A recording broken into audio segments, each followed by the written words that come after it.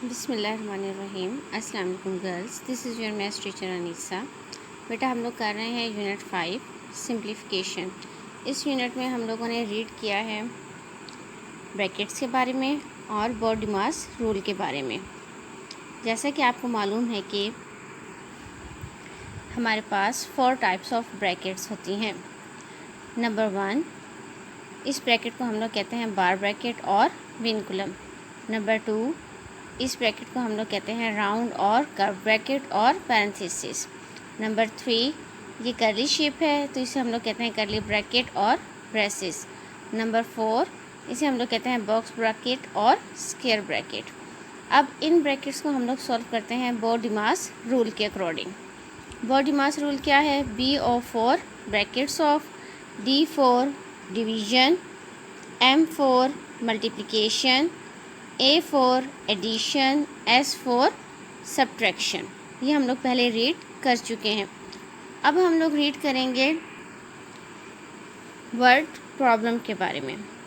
जो हमारा next lecture है उसमें है वर्ड्स प्रॉब्लम। वर्ड्स प्रॉब्लम के लिए हमारे पास 3 इम्पॉर्टेंट पॉइंट्स हैं जो आप लोगों को याद रखने हैं, जिनके अकॉर्डिंग हम लोग वर्ड प्रॉब्लम सॉल्व कर सकते हैं। Number 1, what do you now, कि उन प्रॉब्लम्स में आप लोगों को क्या बताया गया है। Word number 2, what do you want to now, और आप क्या जानना चाहते हैं, यानी उनमें आपको क्या पूछा गया है। नंबर 1, आपको क्या बताया गया है। नंबर 2, आपसे क्या पूछा गया है। Number 3, what is the proper operation, कि प्रॉपर ऑपरेशन आपने कौन सा यूज़ करना है, यानी ऑपरेशन यानी आपने कौन सा फंक्शन अप्लाई करना है, उन्हें ऐड करना है, सब्ट्रैक्ट करना है, मल्टीप्लाई करना है या डिवाइड करना है। अब आप लोग देखें अपनी बुक का पेज नंबर 61 पर आप लोगों के पास है word problems. While solving any problem we need to concentrate on 3 points. Number 1, what do you know? Number 2, what do you want to know? Number 3, what is the proper operation? In 3 points को आप लोग highlight कर लें, इस तरह highlight कर लें। और अब हम लोग स्टार्ट करेंगे exercise 5.2। Exercise 5.2 question number 1, 3 families live together in a house. The daily use of milk of one family is 5 whole 1/2 liter, and other two families use 1 whole 1/6 liter and 2 whole 1/3 liters respectively. How much milk would a milkman supply them? अब एक घर में 3 families रहती हैं। First family use करती है 5 whole 1/2 litre milk, और दूसरी 2 फैमिलीज़ यूज़ करती हैं 1 whole 1/6 लीटर और 2 whole 1/3 लीटर्स। अब मिल्क मैन यानी गवाला उन्हें दूध कितना देगा, टोटल दूध कितना देगा, ये हमने मालूम करना है। जी बेटा, आप लोग डेट पुट करेंगे, क्वेश्चन की स्टेटमेंट कंप्लीट नोट करेंगे। उसके बाद हम लोग सोल्यूशन की तरफ आते हैं। क्वेश्चन की स्टेटमेंट आप लोगों को समझ आ गई है कि इसमें उन्होंने हमें बताया हुआ है 3 फैमिलीज़ को मिल्क देता है मिल्कमैन। अब आपने बताना है कि टोटल मिल्क कितना है। जब टोटल की बात आ गई है तो हम लोग क्या करेंगे, प्लस करेंगे। Solution, first family use milk is equal to 5 whole 1/2 litre. Whole break कर लें, आप लोगों के पास आ जाएगा is equal to 2 5 10 + 1 11 11/2 litres. Second family use milk is equal to 1 whole 1/6 litre, तो इसका भी होल ब्रेक कर लें। 6 1 6 + 1 7/6 litre. Third family use milk is equal to 2 whole 1/3 litre, इसका भी होल ब्रेक कर लें। 3 2 6 + 1 7/3 लीटर्स। अब हमने टोटल मिल्क फाइंड आउट करना है। टोटल मिल्क के लिए हमारे पास तीनों फैमिलीज़ का जो मिल्क है उसे हम लोग क्या करेंगे, प्लस कर लेंगे। Is equal to 11/2 + 7/6 + 7/3 bracket close litre. अब हमारे पास 3 फ्रैक्शंस हैं। हम लोग क्या करेंगे, इसको प्लस करने के लिए हम लोग क्या करते हैं, एलसीएम ले लेते हैं। डिनोमिनेटर्स का एलसीएम ले लेते हैं। डिनोमिनेटर्स हमारे पास हैं 2 6 और 3। 2 6 और 3 का एलसीएम ले लें। 2 6 3, 2 1 2, 2 3 6, 3 1 3, 3 1 3। LCM is equal to 2 multiplied by 3 is equal to 6। LCM हमारे पास क्या आ गया है 6, यानी डिनोमिनेटर्स को हमने किसके इक्वल लाना है 6 के। 2 को 6 के इक्वल लाने के लिए हम लोग क्या करेंगे 3 से मल्टीप्लाई करेंगे। इसको 3 से मल्टीप्लाई करेंगे तो हम न्यूमिनेटर को भी 3 से मल्टीप्लाई करेंगे। सेकंड फ्रैक्शन है 7/6। 6 हमारे पास ऑलरेडी है, हम लोग इसको क्या करेंगे 1 से मल्टीप्लाई कर देंगे न्यूमिनेटर और डिनोमिनेटर को, प्लस 7/3। डिनोमिनेटर हमारे पास 3 है, 6 के इक्वल लाने के लिए इसको हम लोग क्या करेंगे 2 से मल्टीप्लाई कर देंगे। 7 मल्टीप्लाइड बाय 2, 3 मल्टीप्लाइड बाय 2। अब हमारे पास आ जाएगा 11 3s are 33 over 3 2s are 6 plus 7/6 plus 7 2s are 14 over 3 2s are 6, 14/6। इसे हम लोग लिख लेंगे। अब देखें आप लोगों के पास डिनोमिनेटर सेम आ गए हैं, न्यूमिनेटर्स नोट कर लें। 3 + 7 + 14, 33 + 7 + 14, 33 में 7 प्लस करेंगे 40 + 14 54, 54/6, 6 1s are 6, 6 9s are 54, 9 liters। So milkman supply milk is equal to 9 liter। Answer. बेटा स्टेटमेंट वाले क्वेश्चंस में आप लोग 100 लिखकर आंसर ज़रूर लिखेंगे, क्योंकि इसके भी मार्क्स होते हैं। अगर आप लोग ये नहीं लिखते तो आप लोगों का ये 10 मार्क्स के क्वेश्चंस आते हैं, तो आप लोगों का 1 मार्क्स डिडक्ट हो जाता है। जी बेटा, अब है हमारे पास question number 2। Nausheen bought 12 meters cloth from the market. She used half of the cloth for her suit and 2/3 of the remaining for her daughter's suit. How much cloth was left with her?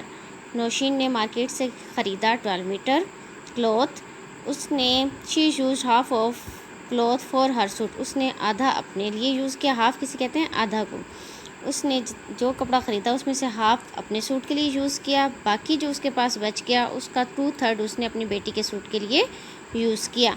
अब हमने ये बताना है how much cloth was left with her, उसके पास बाकी कितना कपड़ा बचा। Solution. Nausheen bought cloth is equal to 12 metre. She use cloth for her suit, उसने अपने सूट के लिए कितना यूज़ किया। जिस तरह के क्वेश्चन में हमारे पास बताया गया है, उसने अपने सूट के लिए हाफ ऑफ द क्लॉथ। अब हाफ किसे कहते हैं 1/2 को। 1/2 ऑफ का मतलब क्या होगा मल्टीप्लाई। 1/2 मल्टीप्लाइड बाय क्लॉथ कितना है हमारे पास 12 metre. 2 1s are 2, 2 6s are 12 is equal to 6 metre, यानी उसने अपने लिए यूज़ किया 6 मीटर क्लॉथ। अब रिमेनिंग क्लॉथ उसके पास कितना रह गया, टोटल कितना है 12 मीटर, उसमें से 6 मीटर उसने अपने लिए यूज़ कर लिया अपने सूट के लिए, तो बाकी हमारे पास कितना रह गया 12 metre minus 6 metre is equal to 6 metre. अब हम लोग मालूम करेंगे कि उसने अपनी बेटी के सूट के लिए कितना कपड़ा यूज़ किया है। She use cloth for her daughter's suit. अब डॉटर्स के लिए क्या कंडीशन है, डॉटर के सूट के लिए and 2/3 of the remaining for her daughter's suit. Daughter के लिए कितनी कंडीशन है 2/3, 2/3 ऑफ रिमेनिंग क्लॉथ। ऑफ की जगह पर हम लोग क्या लगा देंगे मल्टीप्लाई। रिमेनिंग क्लॉथ हमारे पास कितना है 6 मीटर। इसे सॉल्व कर लें। 3 1s are 3, 3 2s are 6, 2 2s are 4, remaining cloth 2 2s are 4। अब उसने अपनी बेटी के सूट के लिए कितना यूज़ किया 4 मीटर। अब 6 मीटर टोटल क्लॉथ था उसके पास 12 मीटर, 6 मीटर उसने अपने लिए यूज़ कर लिया, फिर बाकी उसके पास बचा 6 metre.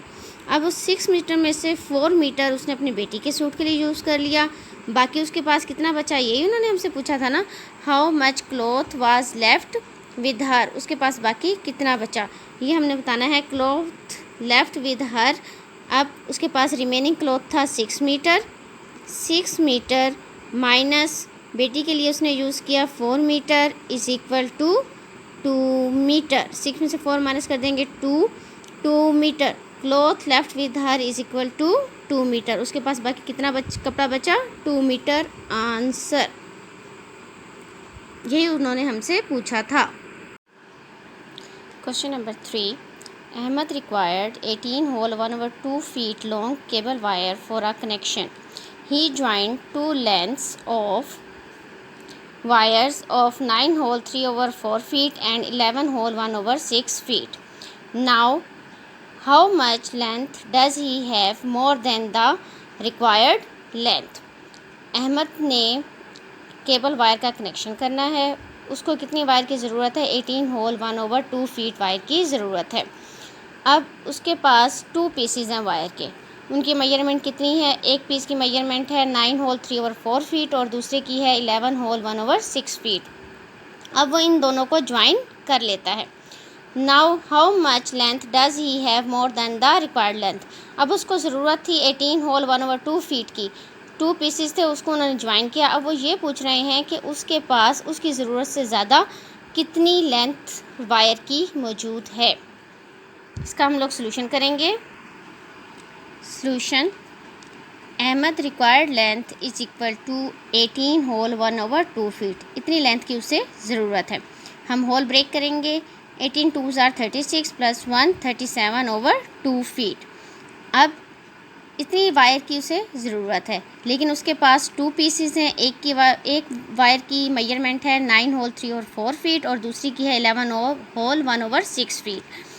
Length of first wire is equal to कितनी दी हुई है? 9 whole 3/4 feet is equal to, whole break करेंगे, 4 9s are 36 37 38 39 39/4 feet. Length of second wire is equal to, second wire की मेजरमेंट दी हुई है 11 होल 1/6 फीट। होल ब्रेक करेंगे, 11 6s are 66 प्लस 1 67 67/6 फीट। अब इन 2 वायर्स को जब उसने ज्वाइन किया तो उसके पास टोटल कितनी लेंथ आ गई? 2 वायर्स को जब ज्वाइन किया तो हम लोग क्या करेंगे, इन 2 वायर्स को मेजरमेंट्स को प्लस कर देंगे। हम लोग लिखेंगे total length of wires is equal to 39/4 plus 67/6 feet. 4 और 6 का एलसीएम ले लेंगे। 2 2s are 4, 2 3s are 6, 2 1s are 2, 3 as it, 3 1s are 3. 2 multiplied by 2 multiplied by 3 is equal to 2 2s are 4, 4 3s are 12। LCM हमारे पास आ गया है 12। दोनों denominators को हम लोग क्या करेंगे, 12 के इक्वल लाएंगे। 39/4, 4 को 12 के इक्वल लाने के लिए हम लोग क्या करेंगे, 3 से मल्टीप्लाई कर देंगे। डिनोमिनेटर को 3 से मल्टीप्लाई करेंगे तो न्यूमिनेटर को भी 3 से मल्टीप्लाई करेंगे। इसी तरह ही सेकंड फ्रैक्शन है 67/6। 6 को 12 के इक्वल लाने के लिए 2 से मल्टीप्लाई करेंगे तो हम लोग 67 को भी 2 से मल्टीप्लाई करेंगे। 39 3s are 3 9s are 27, 7 2 3 3s are 9 plus 2 11, 117/12 plus 67 multiplied by 2, 2 7s are 14, 1 2 6 are 12 plus 1 13, 134/12। अब डिनोमिनेटर सेम है, एलसीएम 12 आ जाएगा। 117 प्लस 134 फीट। 117 134 को प्लस करेंगे, 7 plus 4 11, 1 1 carry, 3 plus 1 plus 1 4 plus 1 5, 1 plus 1 2, हमारे पास आ जाएगा 251/12 फीट। यानी इन 2 वायर्स को हमने प्लस किया तो हमारे पास कितनी लेंथ आ गई है उनकी, 251/12 फीट। अब हम लोग लिखेंगे length of wire more than the required length. अब उसने उन 2 पीसीस को ज्वाइन किया था तो उसके पास कितनी मेजरमेंट हो गई थी लेंथ की, 2 होल 251/12, जबकि उसको चाहिए कितनी, 37/2 फीट। तो जो उसके पास टोटल 2 वायर्स को उसने ज्वाइन किया था उनकी मेजरमेंट्स में से हम लोग जो उसको चाहिए उसको माइनस कर देंगे। 251/12 माइनस 37/2 फीट। 12/2 का एलसीएम लेंगे। 2 6s are 12, 2 1s are 2, 2 3s are 6, 1 as it, 3 1s are 3। LCM हमारे पास आ जाएगा 2 multiplied by 2 multiplied by 3, 2 2s are 4, 4 3s are 12। LCM हमारे पास आ जाएगा 12। अब यहाँ पर हमारे पास है 251/12, 12 एज इट है, multiplied by 1 multiplied by 1 minus 37/2। 2 को 6 की 12 की इक्वल लाने के लिए हम लोग क्या करेंगे, 6 से न्यूमिनेटर और डिनोमिनेटर को मल्टीप्लाई कर देंगे। 251s are 251/12 माइनस 37 6 are 37 को 6 से मल्टीप्लाई करें, 6 7s are 42, 2 4 6 3s are 18, 19, 20, 21, 22. 222 over 12. Denominator same है.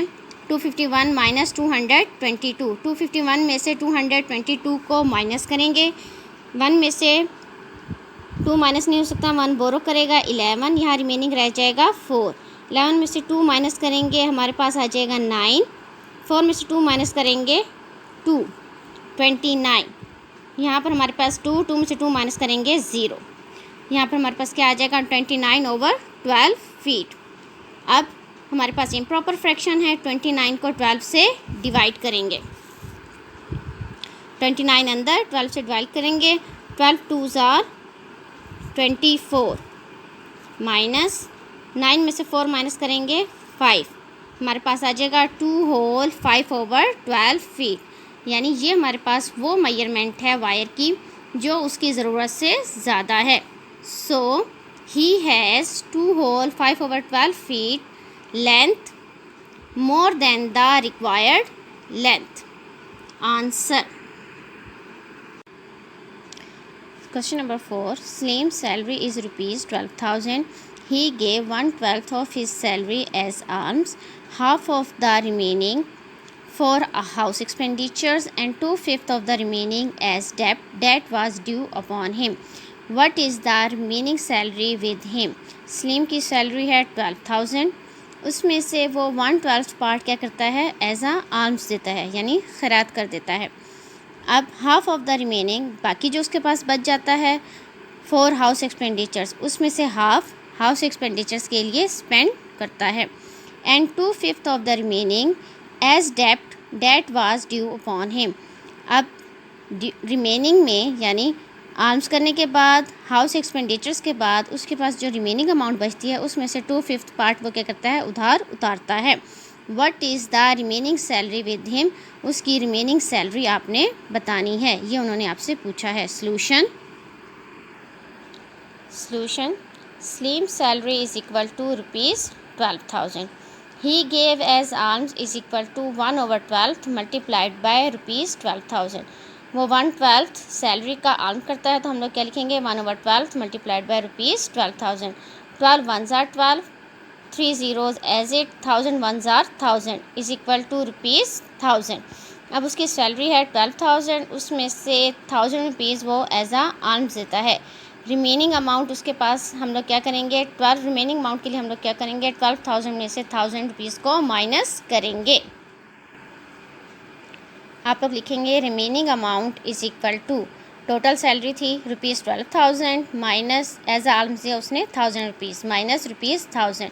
12,000 में से 1000 को माइनस करेंगे, आप लोगों के पास आ जाएगा rupees 1000.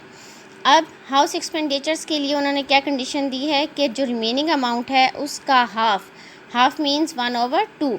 House expenditures is equal to 1/2 multiplied by remaining amount हमारे पास है 11,000 is equal to rupees 11,000. 2 1s are 2, 2 5s are 10, 2 5s are 10, 2 zeros, 5,500 is equal to rupees 5,500. यानी उसके एक्सपेंडिचर्स पर खर्च हुए 5,500. अब रिमेनिंग अमाउंट कितनी, रिमेनिंग अमाउंट पहले थी उसकी 11,000, उसमें से 5,500 उसके हाउस एक्सपेंडिचर्स पर स्पेंड हो गए, तो बाकी रिमेनिंग अमाउंट कितनी होगी, is equal to rupees 11,000 minus rupees 5,500 is equal to 11,000 में से 5,500 माइनस करेंगे तो हमारे पास क्या आ जाएगा, रुपीज़ 5,500. अब उसके बाद थर्ड उन्होंने क्या कहा है, अमाउंट पेड एज आ डेप्ट. जो अमाउंट वो एज आ डेप्ट देता है उसकी कंडीशन उन्होंने क्या दी हुई है क्वेश्चन में, 2/5 and 2/5 of the remaining as डेप्ट that was due upon him. 2/5 देता है, तो अमाउंट आप लोग लिखेंगे अमाउंट पेड एज अ डेप्ट is equal to 2/5 of multiply, of की जगह पर क्या आ जाएगा, मल्टीप्लाई रुपीज़ 5,500. अब ये 5,500 क्या आया, उसकी रिमेनिंग अमाउंट कितनी थी 5,500, वो हम लोग लिख लेंगे rupees 5,500 is equal to rupees 1100 multiplied by 2, 2 1s are 2, 2 1s are 2, 2 zeros, rupees 2,200. Remaining amount, अब फिर दोबारा उसके पास कितनी अमाउंट बच जाएगी, रुपीज़ रिमेनिंग अमाउंट थी 5500 रुपीज़, 5500 माइनस उसने एज अ डेप्ट दिया 2200 rupees, 2200 is equal to rupees 3300. So remaining salary is equal to rupees 3300. Answer, ये उसकी रिमेनिंग सैलरी है. Question number 5. A person is walking with the speed of 1/8 kilometre per our. एक आदमी चल रहा है किस स्पीड से? 1/8 किलोमीटर पर आवर, यानी 1 आवर में वो 1/8 किलोमीटर की स्पीड से चल रहा है. How much time does he require to reach a goal. उसे कितने टाइम की ज़रूरत होगी at a distance of 5/1/16 kilometre, कि उस मकाम तक पहुंचने में जो कितने डिस्टेंस पर है 5/1/16 किलोमीटर. जी बेटा, इस क्वेश्चन में अब हम लोग सोल्यूशन करेंगे. स्पीड आपके पास कितनी दी हुई है? 1/8 किलोमीटर पर आवर. आप लोग speed is equal to 1/8 kilometre per hour slash per hour, इसे आप लोग होल ब्रेक कर लें. 8 1 ज़ार 8 प्लस 1 9/8 किलोमीटर पर आवर को आप लोग इस तरह भी लिख सकते हैं ओवर आवर. पर आवर का मतलब क्या होता है? Over our. अब टाइम उन्होंने यही पूछा है ना हमसे, how much time does he require, उसे कितने टाइम की ज़रूरत है. टाइम हमने क्या करना है? फाइंड आउट करना है. डिस्टेंस कितना दिया हुआ है? At the distance of 5/1/16 kilometre. Distance हमारे पास गिवन है 5/1/16 किलोमीटर. होल ब्रेक कर लें. 16 5 ज़ार 80, 80 प्लस 1 81, 81/16 किलोमीटर. बेटा अब ये क्वेश्चन आप लोगों के दूसरे क्वेश्चन से थोड़ा सा डिफरेंट है. इसमें आप लोगों के पास क्या गिवन है? स्पीड, डिस्टेंस और टाइम आपने मालूम करना है. जब आपके पास इन तीनों में से यानी स्पीड, टाइम और डिस्टेंस में से कोई सी भी 2 वैल्यूज़ गिवन हो तो थर्ड आप लोग फाइंड आउट कर सकते हैं इस फार्मूले के ज़रिए. फार्मूला है हमारे पास distance is equal to speed multiplied by time. Formula distance is equal to speed multiplied by time. अब हमारे पास डिस्टेंस भी गिवन है और स्पीड भी गिवन है. हमने क्या फाइंड आउट करना है? टाइम. अब इस फार्मूले को देखें. Distance is equal to speed multiplied by time. अब स्पीड और टाइम आपस में क्या हो रहे हैं? मल्टीप्लाई. मल्टीप्लाई का इन्वर्स प्रोसेस के अगर 2 वैल्यूज़ आपस में मल्टीप्लाई हो रहे हों और उनमें से एक को हमने कैंसिल करना हो तो हम लोग क्या करते हैं? मल्टीप्लाई का इन्वर्स प्रोसेस करते हैं, डिवाइड. अब हमने टाइम मालूम करना है. जिस तरह हम लोग इक्वेशंस में वेरिएबल्स फाइंड आउट करते थे वो अपनी जगह पर रह जाता था, दूसरी चीज़ दूसरी साइड पर चली जाती थी. ऐसे ही था ना. अब यहाँ पर स्पीड दूसरी साइड पर चला जाएगा. स्पीड और टाइम आपस में क्या हो रहे हैं? मल्टीप्लाई. मल्टीप्लाई का इन्वर्स प्रोसेस क्या होता है? डिवाइड. स्पीड को बोथ साइड्स पर डिवाइड करेंगे, ये यहाँ से कैंसिल हो जाएगा तो आप लोगों के पास फार्मूला क्या बन जाएगा? Time is equal to distance divided by speed. Time is equal to distance divided by speed. अब डिस्टेंस हमारे पास कितना है? 81/16 किलोमीटर, वो लिख लिया. डिवाइड स्पीड हमारे पास कितनी है? 9/8 किलोमीटर पर आवर. अब देखें आप लोगों के पास ये 2 फ्रैक्शंस हैं. Is equal to 81/16 kilometre divided by 9 kilometre over 8 hour. अब 2 फ्रैक्शंस के दरमियान में क्या है हमारे पास? डिवाइड. अगर हमारे पास 2 फ्रैक्शंस के दरमियान में डिवाइड होता है तो हम लोग उसे क्या करते हैं? मल्टीप्लाई में चेंज कर देते हैं. मल्टीप्लाई में चेंज करते हैं तो सेकंड फ्रैक्शन का हम लोग क्या ले लेते हैं? इन्वर्स. 9/8 है तो इसका इन्वर्स क्या आ जाएगा? 8 ओवर 9 किलोमीटर. 9 1 ज़ार 9, 9 9 ज़ार 81, 8 1 ज़ार 8, 8 2 ज़ार 16. किलोमीटर की कटिंग किलोमीटर से. 9 1 ज़ार 9 ओवर 2. आप लोगों के पास क्या आ जाएगा? 9/2 hour is equal to 9/2 hour. अब ये आपके पास इम्प्रॉपर फ्रैक्शन है. हम लोग 9 को डिवाइड करेंगे 2 से. 2 4 ज़ार 8 माइनस 9 में से 8 माइनस करेंगे 1. आप लोग लिख लेंगे 4 होल 1/2 आवर्स. अब यहाँ पर अब इसका आंसर क्या लिखेंगे? So he required time to reach a goal is equal to 4 whole 1/2 hours. बेटा इन क्वेश्चंस में आप लोगों ने 100 वाली लाइन ज़रूर लिखनी है और हर क्वेश्चन में जो आप लोगों के पास यूनिट्स यूज़ किए गए हैं वो आप लोगों ने ज़रूर लिखने हैं। जिस तरह क्वेश्चन नंबर 1 में हमारे पास था मेजरमेंट, वो आपने लीटर्स में वो आपने लिखनी है। इसी तरह ही किसी क्वेश्चन में रुपीज़ है तो वो यूनिट्स आप लोगों ने ज़रूर लिखने हैं, रुपीज़, फीट, ये आप लोगों ने ज़रूर लिखने हैं। इस क्वेश्चन में हमारे पास आंसर क्या आ जाएगा, 4 होल 1/2 आवर्स, यानी उसे उस मकाम तक पहुंचने के लिए कितना टाइम की ज़रूरत है, 4 होल 1/2 आवर्स की ज़रूरत है।